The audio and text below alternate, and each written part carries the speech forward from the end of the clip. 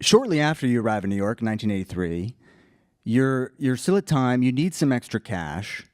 And your friend Art Cooper, who's the editor of GQ, says, hey, do you want to write a profile of this guy? He's sort of a wannabe real estate developer. His name we all know. And you spent 3 weeks with Donald Trump writing this story. What was your impression of? I almost get the sense you kind of liked him.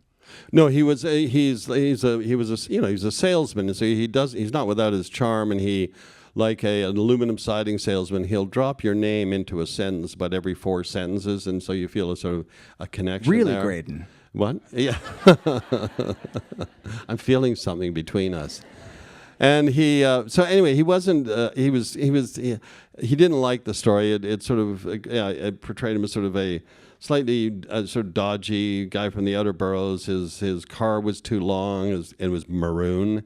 He had vanity plates, which I'd really never seen before. Do you remember what they were? DJT, and he still got them. And I pointed out, and this is what really drove him crazy, that his hands were a little too small for his body. So anyway, he buys up all the copies in New York. He sends a staff out to buy up all the copies in New York. Cy Newhouse, who owned GQ, also owned Random House, and he sees this book, sort of this magazine, flying off the shelves in New York. He thinks this guy's a hot commodity. He gets Random House to order up a book, which becomes a couple of years later, The Art of the Deal, which leads to The Apprentice, which leads to where we are now. But then we get to Spy Magazine, which I spent time at Life Magazine as well, and I co-founded Spy with my partner Kurt Anderson, and we came up with epithets for people. And with Trump, anytime we mentioned his name, we called him a short-fingered vulgarian. He hated that. He threatened to sue Spy Magazine. Then I come to Vanity Fair, and he's so transactional. Then all of a sudden I'm getting flattering notes about issues and things like that.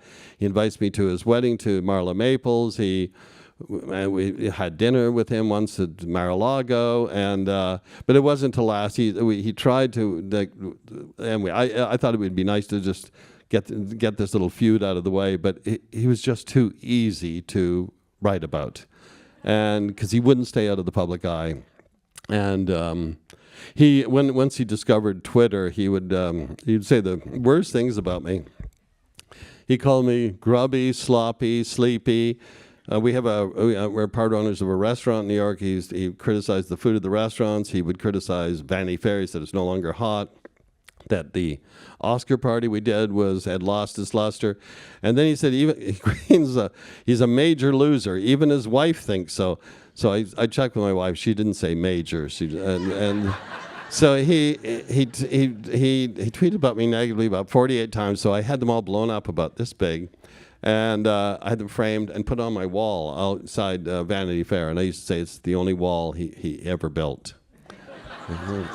So that's my history with him. Mm-hmm.